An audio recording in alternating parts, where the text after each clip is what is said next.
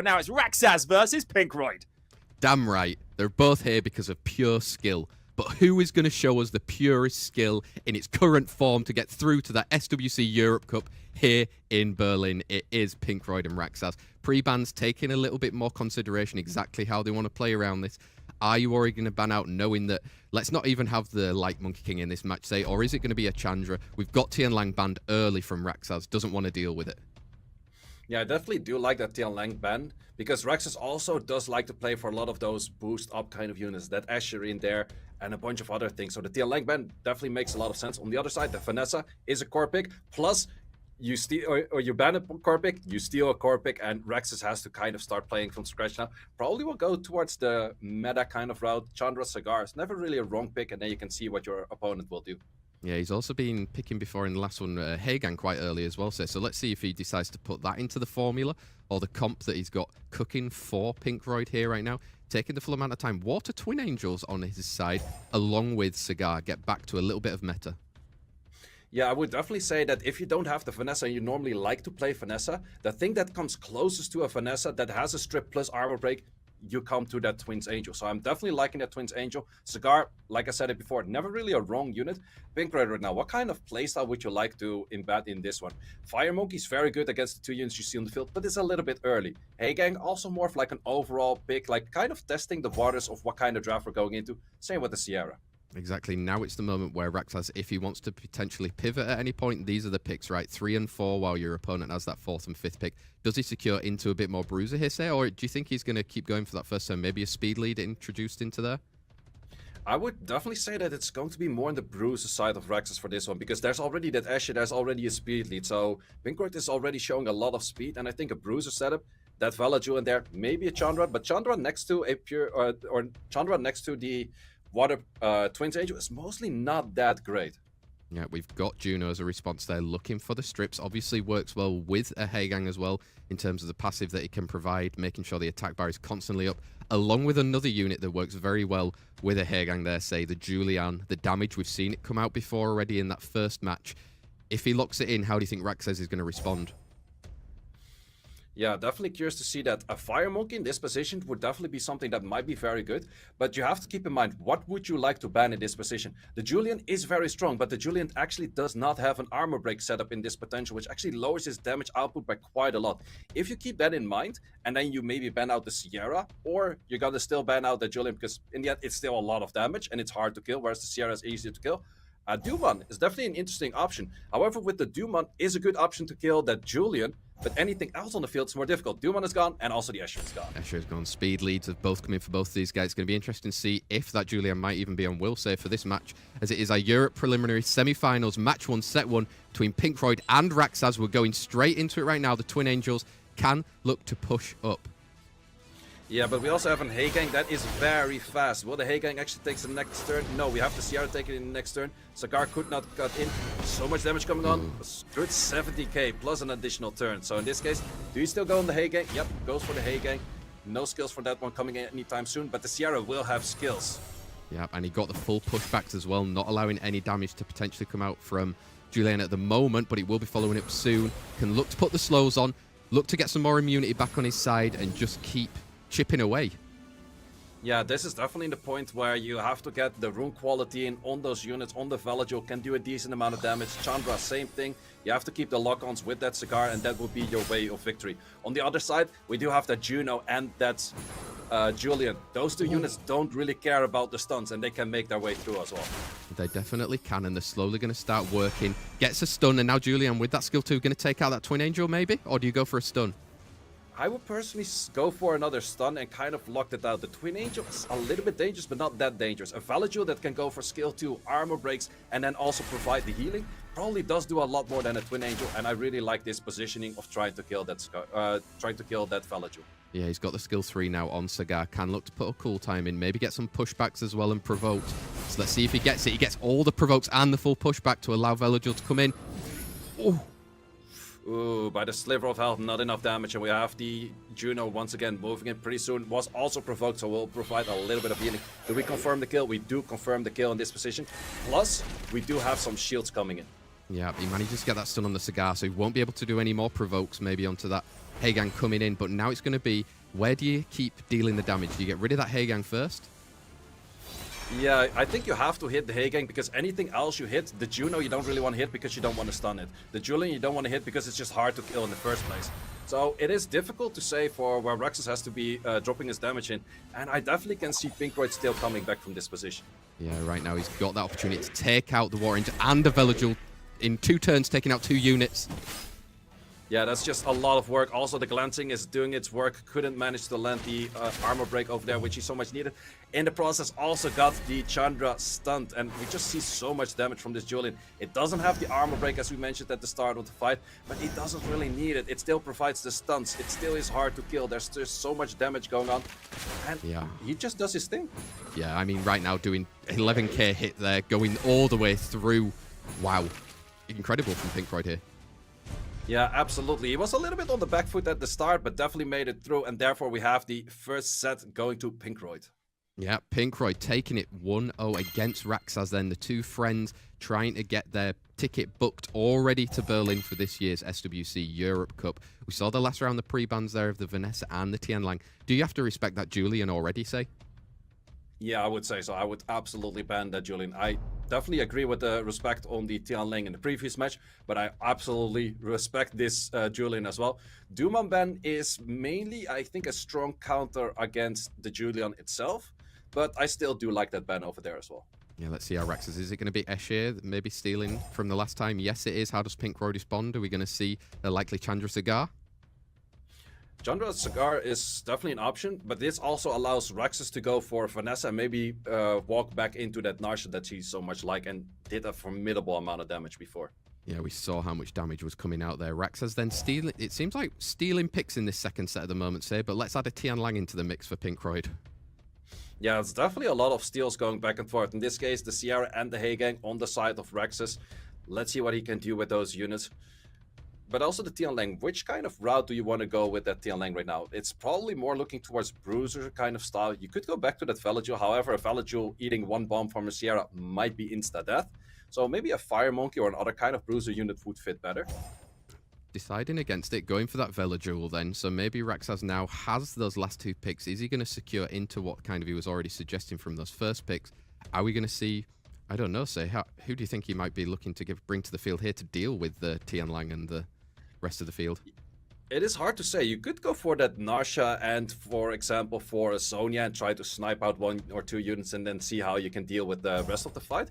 But you can also completely flip it and go for Tomoe and a unit we haven't seen yet, Jungnam. Yeah, Jongnam hitting the field. Just seeing it in chat. It is a best of 5, remember, guys, for this particular set to advance through to the Europe Cup. Angela looking as a response there. AoE's getting some health in. Yeah, I'm definitely liking that Angela because she will remove the bombs from the Seara, so you don't really have to take care of the Seara. Plus, the Jongnam is not that great into an Angela as well, so probably locking out that Tomoe or something. On the other side, maybe you actually have to respect that Angela because it's a formidable unit in this match. It is. Let's see. He's taking the Angela out. He's taking the Seara out. Damage being taken out on the side of RAXXAZ. We've got the speed leads, 24% for both of these guys coming into it.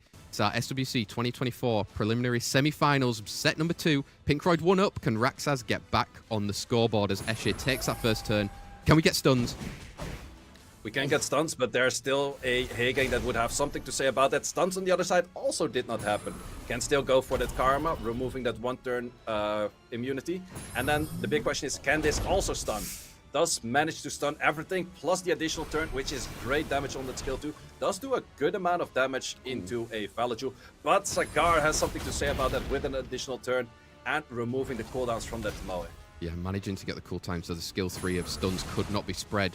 But at the moment, if he can take out that Velajuel, there's going to be no immunity coming around again on the side with Tomoe getting back into action, say. Oh, that was some very nice chip damage. That's also where you can see if you are main picking that Escher, make sure your Escher is on a lot of damage because that a lot of damage just provided that kill right there. But we have seen it before where a Chandra plus a Sagar can do a lot of work with just the 2 of them and there's still a Tianlang next to it. Yeah, additional turns are allowing for Provokes now to be out on 2 of the units of RAXXAZ. Can Tianlang to look to get some more damage? He's trying to get rid of Tomoe before she can use that skill. Yeah, and there's a lot of damage going into that Tomoe with that armor break, with that stun, and pretty much everything is looking very provoked right now. Yeah, it's super strong, the skills from That Sagar right there manages to get the freeze off onto him at the moment, but do you confirm the kill? I would personally confirm the kill in this position. Ooh, just by the sliver of health, enough. But you can go for the defense, you can go for the skill tree. That will definitely confirm that kill. Plus AoE slows across the board. Yeah, they're slowed at the moment. He's going to be boosting up, but that's going to allow Tian Lang. Obviously, Haegang on the field. Like you said, it's going to be taking a turn, though. More glancing. More glancing, and in this case, we're going to go for skill 3. The unit becomes big and actually has a lot of healing on that skill. So that might be something in the later part of this match where it could be very crucial that the Jongnam can take a lot of HP back. First, looking at this Asher, trying to tumble in some more damage, but Chandra's doing the same thing. Exactly. Sagar's going to be coming up online soon with that skill 3. Can look to reset here. Going into that Escher, preventing any sustained big additional turn for the defense break. Doesn't land.